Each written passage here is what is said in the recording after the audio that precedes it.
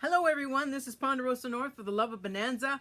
I'm going to do something a little bit different today. This is called The Conflict. It's a bit of an op-ed, and I just want to say at the outset that this is strictly my opinion. This is strictly a theory of mine. My study of Bonanza over the last 60 or so years, reading all the articles, watching all the episodes, of course, interviews, and so on. I just want to start with testimonials and stories about Pernell Roberts. All the ones I've read are nothing but wonderful. There's stories of people bumping into him in the grocery store, and they're young actors, and he'd stop and give them advice and names to call and what to do next and how to start, giving them his time. There's testimonials of people having a flat tire, and next thing you know, Pernell Roberts has pulled over and helped them to change a tire. He'd throw cast parties at the end of his Broadway shows and summer stock shows and whatever play he was in. His colleagues, other actors, would say how great he was to work with. He'd pull them aside if they were young and help them rehearse. There was that story I told about Charles Siebert, Pernell listening to him and getting him through the death of Charles's wife. So all kinds of wonderful stories about Pernell Roberts. I haven't really found one. Here's another one. This was by an actress at Karen Sharp Kramer. She was in Bonanza, in a Bonanza episode. Sorry, and she says Pernell was the most personable of the group, the most unselfish, and seemed able to handle the social of it. And thoughtfulness, and the acting part of it as well. So I was really impressed with him. So that being said, what are we talking about? What conflict am I talking about? Well, the conflict I'm talking about is this one. The only person who seemed to have a problem with Pernell Roberts was Michael Landon. And I wouldn't call it a problem. I call it a personality conflict. We all have them. But I'll tell you why I think there was a personality conflict between Pernell and Mike. Mike had a terrible childhood, which I've mentioned before. He had no control over his life. And I think when he became an adult, he vowed to himself that I am going to control my life. And he did. He started taking control of Bonanza early on. David Canary is quoted as saying that when I came on the set of Bonanza the first time, Michael was so generous and warm and welcoming, but he made you know that he was the boss. And kudos to him.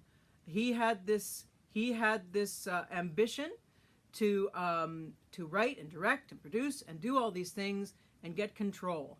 And he was very successful at it, let's be honest. Bonanza went on for 14 years. He was on television for 30 years straight, from 1959 until 1991, the year that he died. And if he hadn't have died, he would have gone to 40 years and 50 years and 60 years.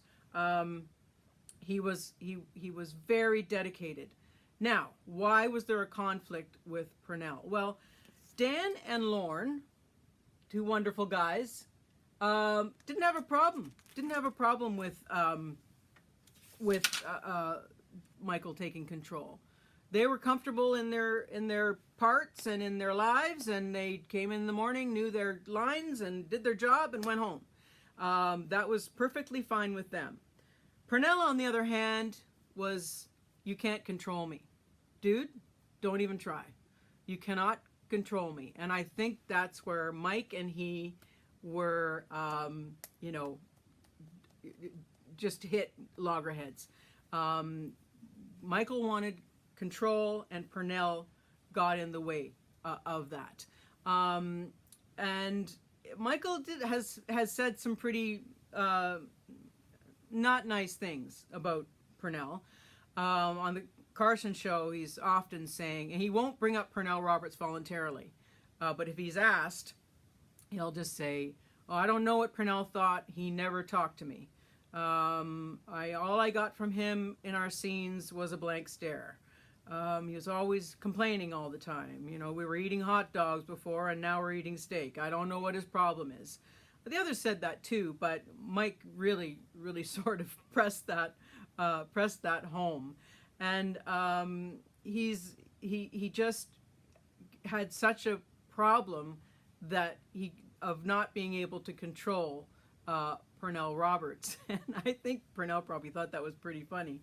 But there are times when they looked rather caring about each other on set. This is behind the scenes. And they traveled quite a bit together, doing promotional things and rodeos and things like that. And there is the testimonial of Betty Endicott, who worked with Pernell Roberts on Trapper John, saying that Michael surprised Pernell on the set and they had a wonderful time together. Spent the whole afternoon laughing and joking and reminiscing. It is a control thing, and the fact that Pernell could not be controlled, which caused this conflict. But it really worked in their favor, because the conflict continued on screen in so many episodes. The War Comes to Washoe. There's always don't get a boy to do a man's work kind of thing. Even in the pilot, they actually had a fight in the living room. So it really worked well for them. And I just want to mention something about Pernell and why he sort of rocked the boat.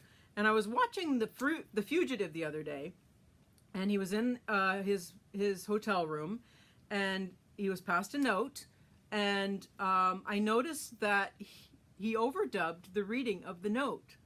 I'm sure that Pernell said, "There's no way I would stand alone in my room and read a note out loud." So he overdubbed it, like he was reading it to himself. Now I said, that's it. There it is. He would stop production.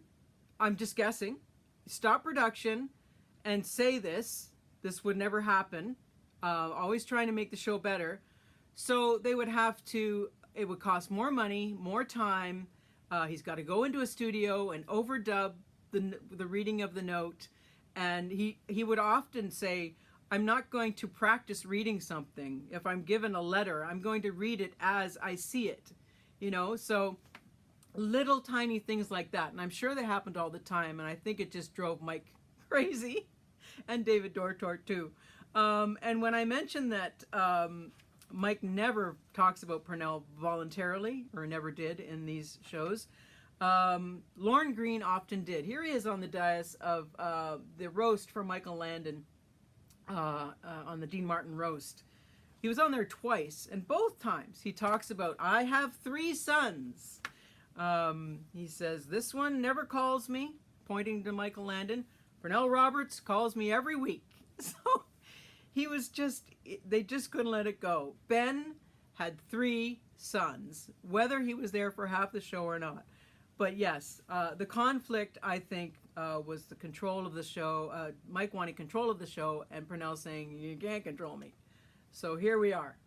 That's the conflict right there. Let me know if you agree. Let me know your feedback. I know that I've mentioned it before, and I've seen you guys talk about it as well. But let me hear what you think about the conflict. Don't forget to subscribe and please share, because we want to keep the legacy of Bonanza going. So if you can share these videos, be much appreciated. And we'll see you next time on Ponderosa North for the love of Bonanza.